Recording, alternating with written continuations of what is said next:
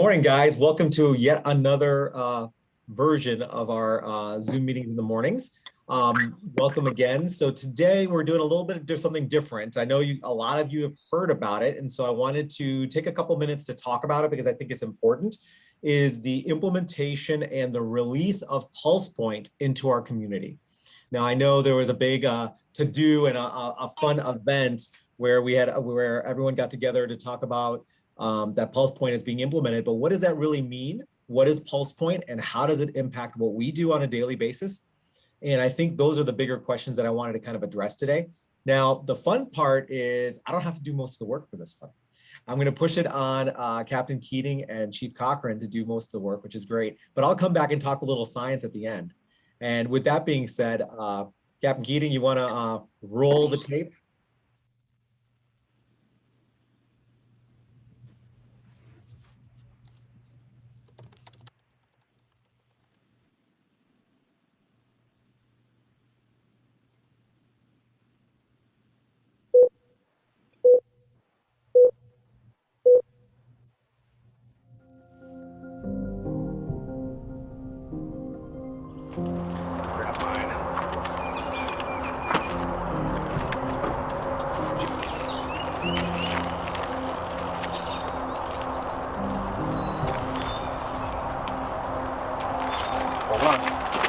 All right, ready?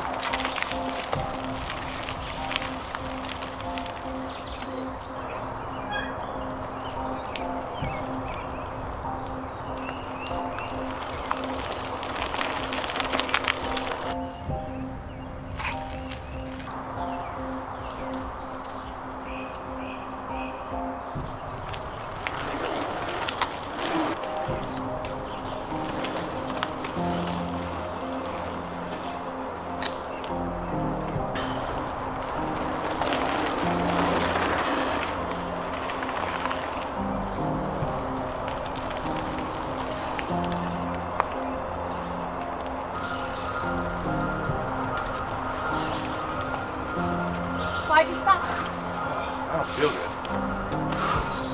Dad, are you okay? Okay, I think we should stop in another store at least. There's so many.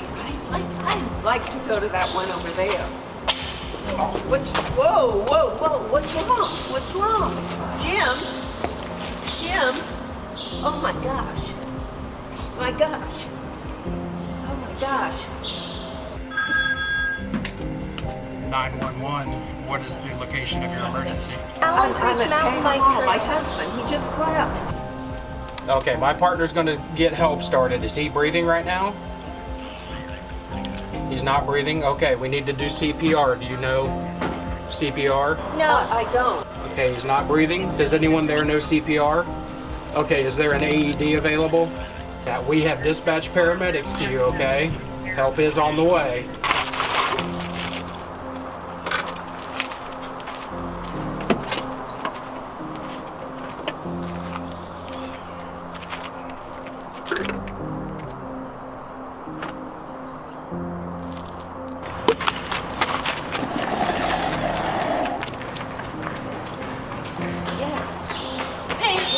I'm here from PulsePoint. I got a notification. I'm here to help. Somebody's here to help from PulsePoint. Sydney, are they able to assist you? Okay, they saw it on PulsePoint. That's good. Let them help you, Sydney. I'll stay on the line with you.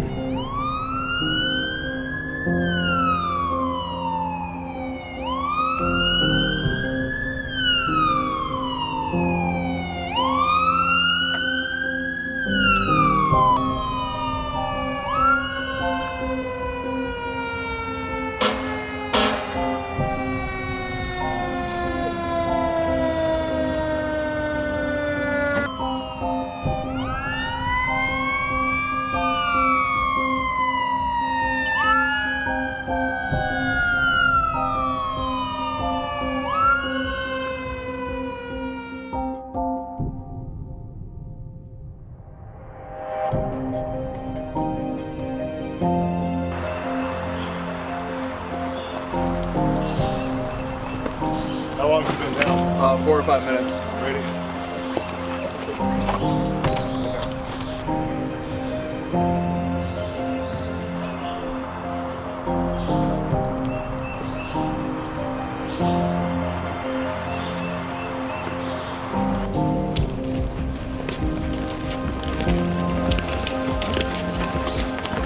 getting started on CPR, ma'am. You can step out the side here. Rescue crew.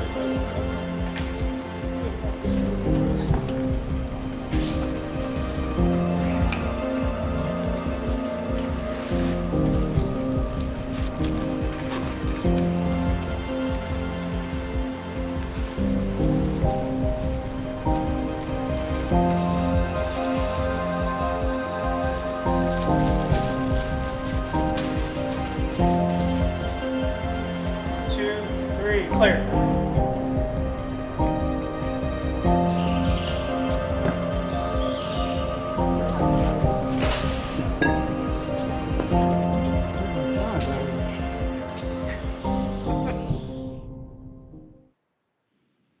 PulsePoint is a free app that can be downloaded to your cell phone.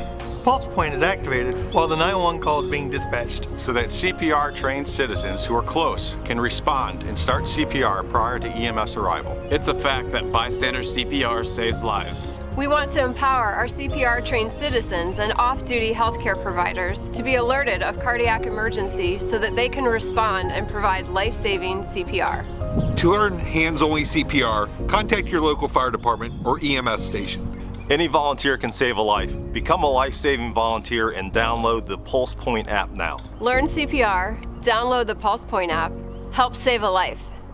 For more information, visit pulsepoint.org or download the app available on iOS and Android.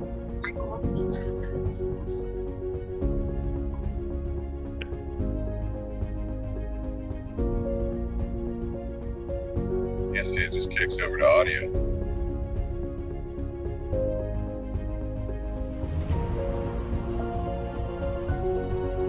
Thanks, Keating.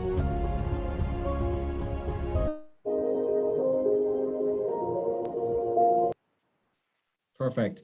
So that is a bit of the front-facing piece that the community is getting concerning PulsePoint and the activation of PulsePoint and what it actually means, and to hopefully to get people to sign up for the app. Obviously, we were in a big way involved in some of the pieces, both on the commissioner level and things like that. You probably saw some familiar faces in the video, as well as some of our commissioners involved in the video itself. So we can kind of give you an idea of how much engagement there is in our county concerning the implementation of PulsePoint. With that being said, I'm going to pass it to some of our leadership to talk a little bit about the implementation of PulsePoint and what it means to us.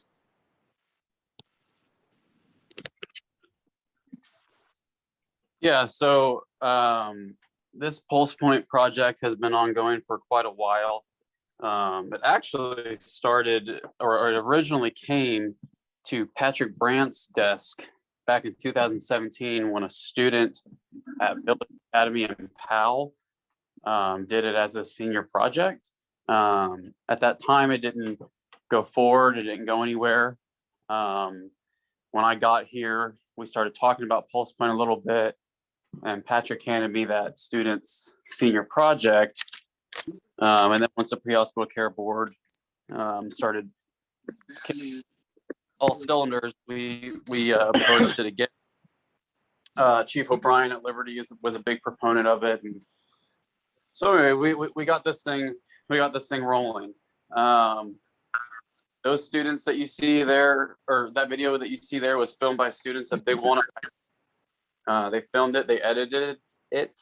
They had already graduated, so they stayed behind even when they could have been done. It was just really important to them. So excellent young men that helped with that project, and then their teacher. This goes live August 31st when the new CAD goes live. So people can go download PulsePoint to their phone now, but they will not see Delaware County on there yet until August 31st as a selection. One of the big reasons why we rolled it out early is just to get it on everybody's radar and get them thinking about PulsePoint, getting it on people's phones. And we're purchasing hands-only CPR equipment so that we can start pushing a community CPR initiative. The company that we're buying, or Laerdal, does not have all of the hands-only CPR mannequins on hand. So it will be slow getting those in because we're ordering such a large amount. So yeah, PulsePoint, the reason why we're going for this is just to, basically just to increase our cardiac arrest survivability in the county. Get bystander CPR quicker to somebody who has a cardiac arrest in the public setting. You are near somebody who's, if you're in your home and your neighbor goes in the cardiac arrest, it's not going to alert you. That's a private residence. It'll only alert you to public places. I actually don't remember off the top of my head what the radius is that you have to be within. I think it's a couple of football fields. I got you, Jeff. I actually have a little slide deck on that for you. Oh, okay, cool. Yeah, you'll get alerted and you just run up and you start CPR until fire and EMS shows up. So it's a great tool. Any questions about it? Well, let me do a little bit of teaching on it, and then we can ask for questions at the end. Does that sound good, Jeff? Yeah. Okay, guys. I'm sharing my screen now, so you should see it a little bit. I think the biggest thing I wanted to talk about was the implementation and what it really means. I think one of the big things we know about training and implementation for improved resuscitation is that there's a big focus we need to have. The focus needs to be public awareness, dispatch-assisted CPR, bystander training, high quality CPR for professionals, which we've already focused on, and post-arrest management, which we have already focused on. So those two areas we have put together. The first three is kind of where our next focus on this whole topic is. And you guys know this is a big priority for me in my career. It's a passion area for me. And so one of the big things we want our bystanders to be able to do is we want them to respond to one simple cue. People who suddenly collapse, what do you do? Right? And we want them to start doing CPR. So if somebody suddenly collapses, do CPR. Now, what we do know in the nation, and this figure is really telling, is that not many people know CPR. If you look at the upper margin of this colored geographic map, what you're seeing, oops, sorry, we got that. The upper margin here of the blue is not nearly that high. And actually the percentages are still pretty low, right? So overall, people who are truly CPR trained are low. So we need to think of other alternatives. Now, because we know CPR training is low, we recognize that overall survival rates are probably just as variable because of our bystander CPR rates. That is the functional truth. And so we need to work on that. And so the first thing is to improve public awareness. So you can do mass media interventions, you can have videos playing in different places, and we found that that's actually improved. So a study that I did in a shopping mall showed that people were more apt to do CPR if they watched a 1-minute ultra brief video. So that's a great thing. So we can do those kind of things. We can use dispatch CPR.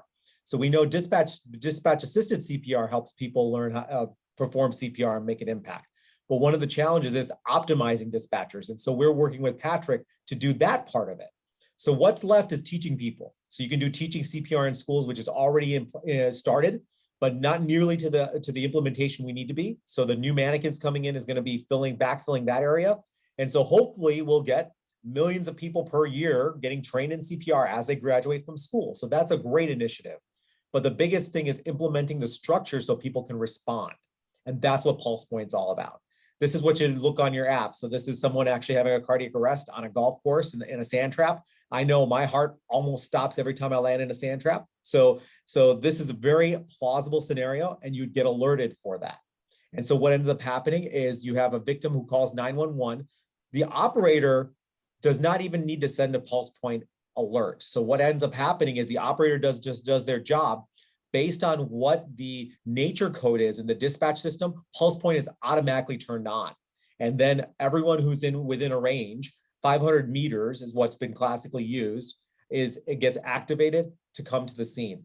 There's one study which has looked at this question, which was published in the New England Journal of Medicine about 2 years ago, which looked at this question, but the challenge was it was done in Sweden, where mobile app use and also bystander CPR rates are really high normally. But it's the same concept. If somebody's nearby, somebody calls 911, and then some lay responder will run to the scene to help support. And so they randomize people, don't need to know this stuff, but in the end, they randomized 2 groups of out-of-hospital cardiac arrests to look at whether or not it makes an impact. And what they found is against control, so this is no PulsePoint versus PulsePoint, they found that 61% got bystander CPR versus 47%. And when you gave bystander CPR, the 30-day survival also improved. So that's kind of a big deal. We want to see those kind of benefits and outcomes for our patients. So for us here in Central Ohio, PulsePoint has actually been in our community for a while. It's been in the city of Columbus for almost like, I think 7 to 8 years. And we have about 2.5% of our population in the city of Columbus who is actually on the PulsePoint app right now. So with that being said, one of the things that we were moving forward towards is a randomized control trial, and it just launched a week and a half ago. And I'm the primary investigator for that randomized control trial for PulsePoint. And so to move that trial ahead, we had to do a lot of stuff, including community engagement, large surveys of the population to make sure people are okay with it. And of course, review by an institutional review board, and it's continually monitored by a data surveillance monitoring board to make sure that we follow all those outcomes. But in the end, the basic concept is, does PulsePoint improve bystander CPR and pull us in a lot faster? And so that's the exciting next steps here, and that's how this works. I think it'll work in our community, so it'll be a great way to get people engaged. Things that you should hear about. You should hear about possibly getting all of us onboarded onto PulsePoint. So one of the interventions that we did in Columbus is trying to getting CFD firefighters and as well as all hospital workers onto PulsePoint, so that if we were available and we're off service and we know how to do bystander CPR, our phone would ring and we'd be able to respond. I've only responded to one PulsePoint because that's the only one I've been close to, but I've been on PulsePoint for many, many years, and it's actually kind of a cool app. The other thing it gets you is if there's any other fire emergencies around you or things like that, which is kind of interesting. And in Columbus, one of the interesting things is that PulsePoint is so much quicker than their dispatchers that they jump fires all the time. So that's the fun stuff. With that being said, open for questions.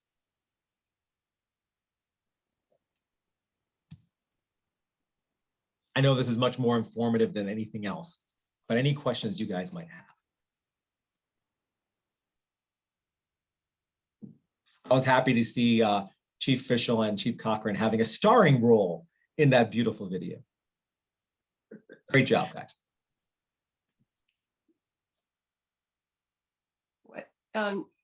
Dr. Panchal, did you cover what was the distance from the actual cardiac event? 500 meters. 500 meters, okay. It was a lot of fun to make that video with all the different departments and with the students and the teacher. Might have been one of my favorite projects yet. That's awesome. Question for the group. How many counties in Ohio use PulsePoint? I actually do not know that number. I probably should. My recollection is a couple of larger cities do, but it is not throughout our communities at all. So this is a good movement for us to move forward with. Something Chief Kovach brought up actually when we were talking was that they used it where he used to work up north in Northern Ohio. But he said this is going to work so much better because we're a countywide system and everybody came together to make this happen. And so he feels like it's going to be more successful. Definitely. Great. Another good question. Does it work everywhere or just in areas that it's implemented? Unfortunately, just in areas of implemented, because your CAD has to be connected to PulsePoint and you have to allow PulsePoint the security permissions so that they can do the CAD build and so that they can be connected to the CAD. So no, it's only in places that it's implemented. But here's the cool part. The PulsePoint alert that I responded to was not in Ohio. I was in a different city and I hadn't turned off my PulsePoint and it went off and I was in Boston. And that's where I responded to the PulsePoint. So if you have PulsePoint and you're in a city where they have PulsePoint, then it works.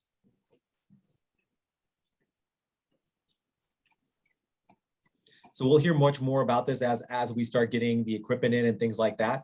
As always, we're getting close to our time. We're at 8:23 right now. I'm gonna ask Chief Burgess to see if he has any updates for the operational side of the shop.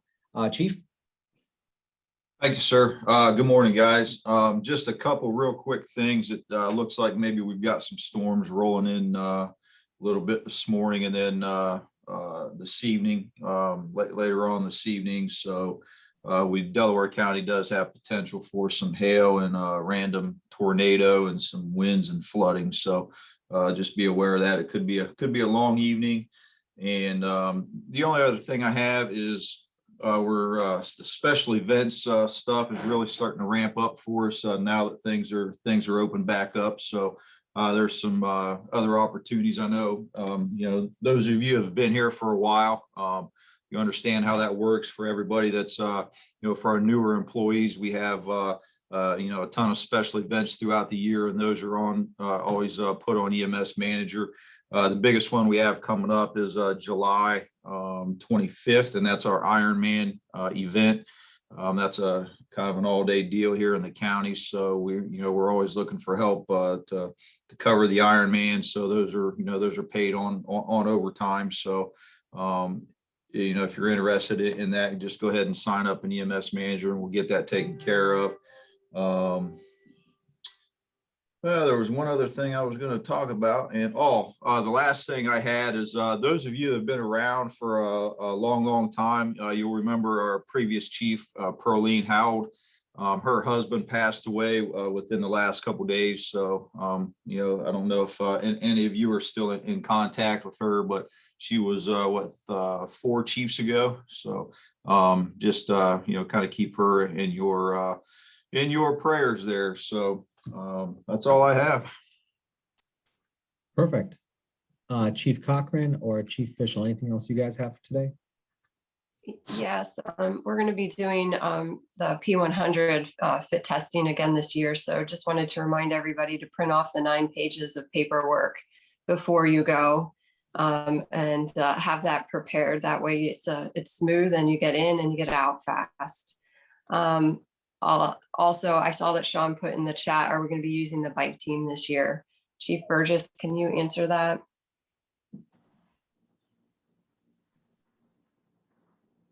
What was that question? Yes, the bike team is going to be used for stuff. We actually have a meeting at 9 o'clock this morning to work on that a little bit. They had a ride scheduled this morning, but yesterday it sounded like we were going to get some storms this morning. I'm not sure we're going to get those or not, but yeah, the bike team will be back in action. So depending on the event and what we got going on. So.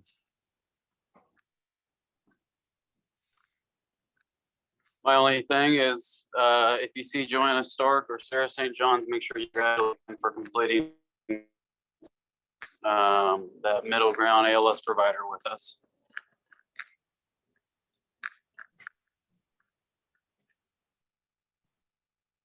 Well, cool. I think that we covered everything, guys. Thanks again, as always. Enjoy the day. Be safe out there, and I will see you guys in 2 weeks or sooner if in person. Catch you later.